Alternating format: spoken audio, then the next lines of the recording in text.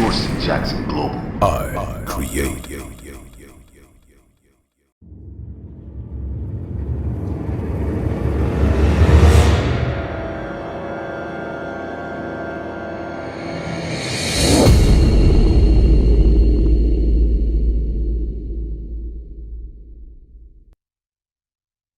Trends are everywhere nowadays.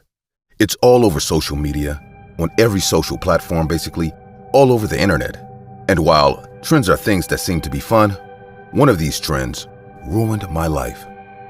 My name is Mason Phillips, and this is my story. I used to be a YouTuber, and while not a huge one, I had a pretty decent following. My channel consisted of me and my little brother Todd doing pranks, challenges, basically everything normal YouTubers do. It happened on the 14th of June. I and my little brother Todd decided to do the 24-hour YouTube DoorDash challenge trend. We got so hyped for it, and by the numbers of people talking about it in the comments, we could tell our viewers did too. We started at 6 a.m., as that was when we went live on YouTube. We weren't really getting many orders when it was early, but soon as it reached 9 a.m., we started getting a lot. We didn't have a cameraman, so we just interchanged the camera being my phone at intervals between each other. To keep things interesting, we'd do silly things between takes like a backflip or prank calls, all while still delivering every order we got. Around 3 p.m., we had around 300 viewers on our YouTube live. I remember being really happy about it, as it was one of the biggest numbers we'd ever got. As time passed, we kept on making numerous deliveries, and before we knew it, the sun was going down and it was nearing the evening time. We had started running out of orders and our viewers were dwindling. We were also getting tired as we'd been out since morning, but I was determined to keep the remaining viewers entertained, so we began to do more hilarious stuff in between orders, like screaming at strangers or just saying ridiculous stuff. But the more interesting content we tried to make, the more tired we became, and once it was nighttime, our viewers had reduced to only 20 people. So we decided to take a break for a while. We then entered a nearby restaurant. I didn't know where we were at the time because we had driven around so much that day. So we basically had no idea where we ended up. Even though we weren't doing anything funny, we kept the live going for the remaining 20 people who were watching. I began to feel sleepy now, and I knew my little brother was feeling sleepy too, so I asked him, "You want some coffee, Todd?" My brother then said, "You know I don't like that crap, Mason." With all that had gone on that day, I'd forgotten my little brother didn't like coffee, so I said, "Oh, I forgot about that. But we need to stay awake, dude. So do you need to take some?" He then said, "Nah, dude, I'd rather have an energy drink or something." So we called the waitress and I asked for some food, some coffee, and an energy drink. As she went to get our food, I checked our live. We weren't doing anything interesting, so I wasn't surprised when I saw the number of people watching had dwindled to 10. It was nearing 11 p.m., so I assumed everyone watching had gone to bed. We also weren't getting many orders now because no one really ordered food this late at night. As the waitress brought our food, the first thing I noticed was the energy drink they brought for my kid brother. It was called Power, and that was the only word that was written in English on the can. Everything else, like the ingredients, were written in a foreign language. I remember asking her, "What kind of energy drink is this? I've never heard of this brand before." She then told me it was an imported brand and that it was the only one she could find. My kid brother, who apparently didn't care where it was from, popped the cap open and began to drink. I remember him saying, "It's fine, Mason. These energy drinks are all the same." I then thanked the waitress for the food as she left. After we finished our food, my kid brother Todd started acting weird. His eyes were bloodshot red and he began to shout the words, "Let's do this!" Shocked, I asked, "Are you okay, Todd?" My brother then replied saying, "I'm fine, bro. You worry too much." I was about to say something else when the weirdest thing happened. We had received an order. Now this was really strange to me as it was 1 a.m. in the morning. The message read, "I'm really hungry and you guys are the only people that are still active around this area. I just need some burgers and a Coke." I didn't want to do it, but Todd, who was still hyperactive, said, "Come on, man, we have to." So I ignored the bad feeling in my gut and I agreed to do it. We were already at a restaurant, so we just ordered the food there. As I said before, I really had no idea where we were, so I just turned on my location and used Google Maps to guide me. After a while, we finally reached the neighborhood and everything was deathly quiet. There were barely any lights on, apart from the dim streetlights. Plus, all the houses looked the same, so I didn't know where to go. I tried calling and messaging the person who ordered the food, but I didn't get any reply. I then told Todd, who was still hyperactive, what was going on. So he got out of the car and said, "What about that house?" Now, even though I couldn't see well, I could tell the house he pointed at looked pretty abandoned, and I knew no one in their right minds would live there, so I said, "Nah, dude, that house looks old. I'm sure no one lives there." Now, I wasn't ready for what happened next, and I'm pretty sure the reason why my kid brother did what he did was because of the strange energy drink he had earlier. Because Todd then slowly looked at me and said, "Well, we'll never know unless we find out." He then screamed the words, "Dash, dash, dash!" at the top of his lungs, and he bolted straight to the house. To be honest, at that moment, I'd forgotten that YouTube Live was still going on, as I bolted right after him with my phone still in hand. He was fast and I couldn't catch up to him before he got to the house. The wooden exterior of the house was really old, and the place smelled really bad, but none of this was affecting my little brother, as he just kept incessantly ringing the surprisingly working doorbell. I remember telling him, "Let's go, dude, no one is here." But Todd completely ignored me and kept on ringing the doorbell. I eventually had enough of his antics and I was about to drag him out of there when it suddenly happened.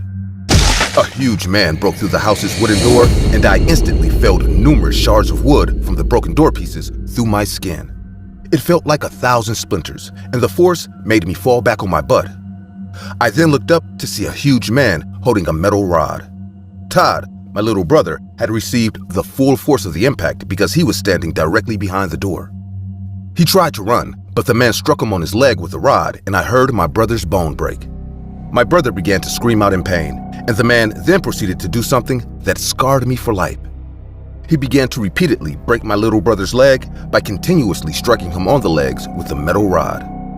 I can still hear every single crack till today.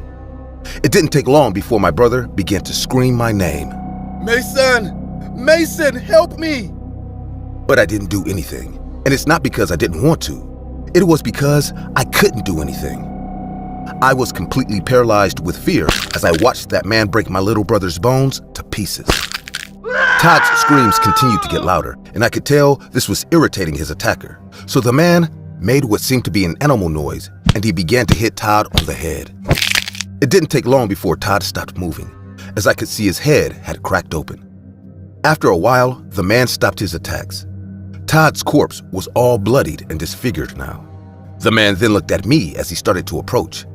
I didn't run because, at that moment, I wanted to die. I'd cowardly let someone murder my kid brother, and I knew if I had survived, I wouldn't be able to face my parents. I was meant to protect them, and I didn't do so. I told myself that it'd be better if we both died here. By now, the man was already above me. He hit me on my face with the rod, and I felt my nose break. He was about to strike me again when 2 gunshots were fired, and I saw the man drop to the floor. Before I could figure out what happened, I was immediately surrounded by the cops, and the last thing I remember from that night was watching the paramedics carry my brother's body as I passed out. I woke up in the hospital to see my parents above me. They had teary eyes, and it didn't take long before I began to cry as they both hugged me. The cops came in and asked me for a statement, so I told them everything that happened. When I asked them how they found me, they said they received a call from one of the 3 remaining viewers who witnessed everything as the YouTube live session was still on. They then told me that since my location was on, all they had to do was track my phone and find me. I had no idea that people were still watching the live. But to whoever you are, thank you for saving my life. Although the man who killed Todd was dead, my parents still asked for his identity, and the cops said they didn't know who he was, as when they ran his prints through the database, the man had no background or identity in the US. Again, even though Todd's attacker was brought to justice, losing Todd still hurt me in an unimaginable way. I couldn't help feeling that it was all my fault, and I know I'll keep on feeling this way for the rest of my life. It's been 2 years since this incident, and it still seems like it happened just yesterday. I have since quit and deleted my YouTube channel in order to deal with the trauma. Most days when I go online, I still see people doing these trends or challenges on social media. And my message to you all is, be careful out there, because you never know when something as nice and fun as these trends could ruin your life, the same way it ruined mine.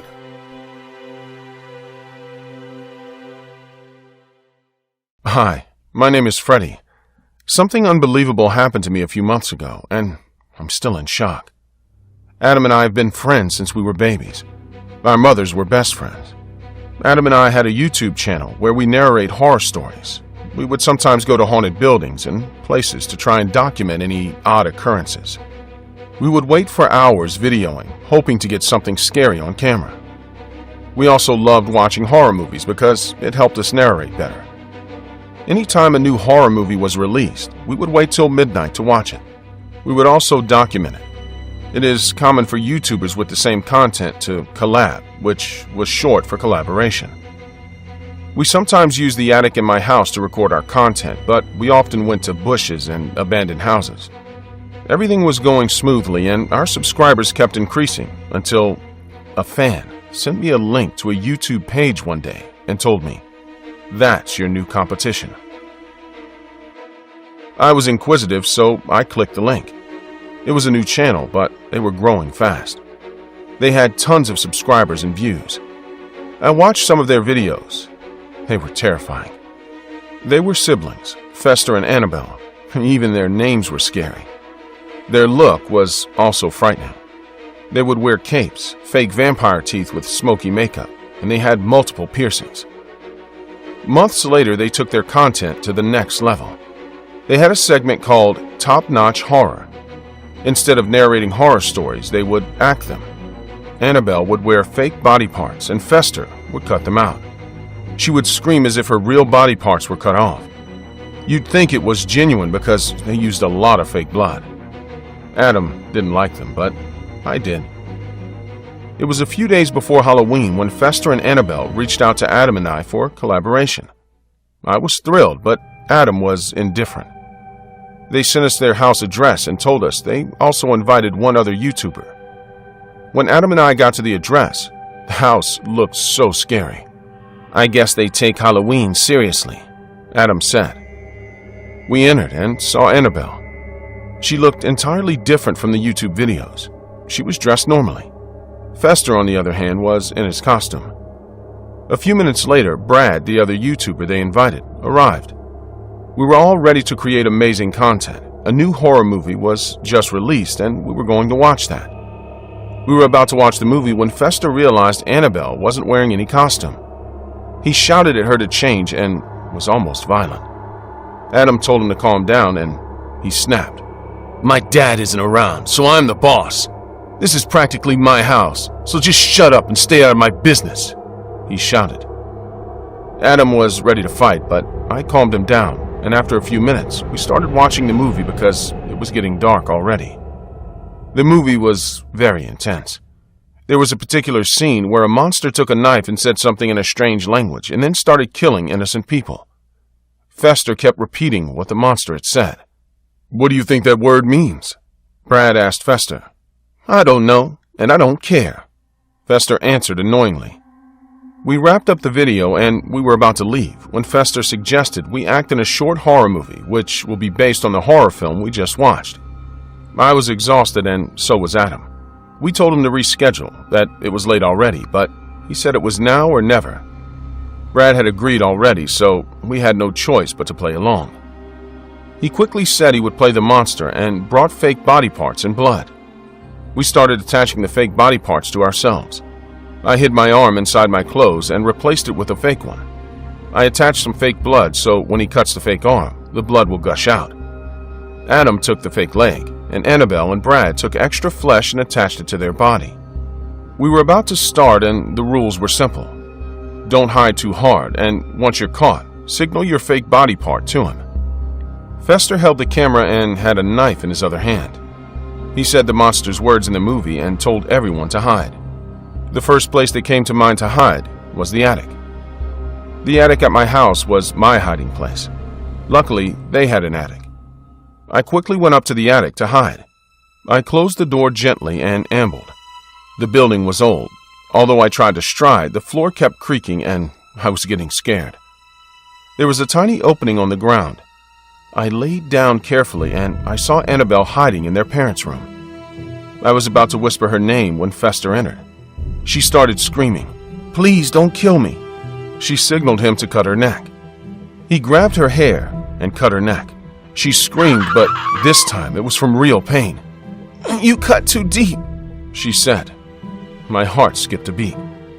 "Oh, shut up, you crybaby," Fester told her. I stood up immediately and rushed downstairs. I saw Adam on my way. I told him Fester cut Annabelle for real, and she's bleeding. We both ran towards the bedroom. When I got to the bedroom with Adam, I couldn't believe my eyes. Fester had dropped the camera. He sat on his sister, stabbing her multiple times. She was barely alive. Adam and I rushed in and held him. He was struggling. I tried to take the knife from him, but he was powerful. Adam started calling out for Brad. It wasn't long before Brad entered. I quickly told him to check on Annabelle. He walked past us to check on her. "I don't think she's breathing. Oh my God, this is bad." "Call the police, Brad," I said. Immediately after Fester heard this, he started struggling more. He kicked me and was able to break free, and before we knew what was happening, he slit Brad's throat. It was an unbelievable sight. I was so shocked I couldn't move. Adam grabbed my hand and told us to run. We ran out of the room and Fester followed us. We tried to go outside, but all the doors were locked. My phone was dead and Adam couldn't find his phone. "We need weapons or something we can use to break the door," Adam said. I remember seeing some tools in the attic, so I told Adam to check the kitchen and I'll check the attic. I took a shovel and ran to meet Adam in the kitchen. We tried to break the kitchen window, but it was too strong. I started looking around for a key and then I saw a phone. It was an old phone. I was about to call the police when I heard a gunshot. I looked back and saw Adam in a pool of blood. Fester was going to shoot me, but Adam took the bullet for me. So Fester shot him one more time and started laughing like a maniac.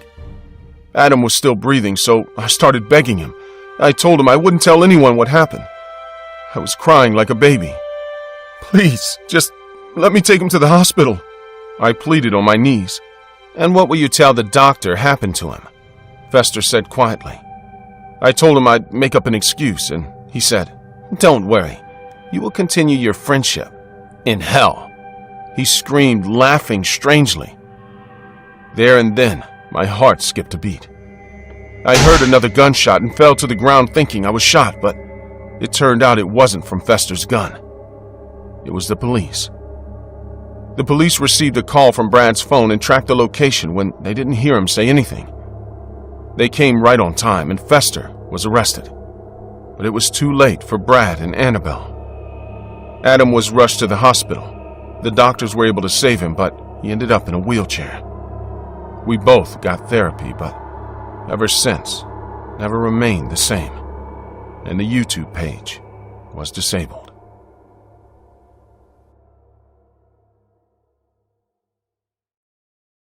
Narrated by Dorsey Jackson of Dorsey Jackson Global at Compound City.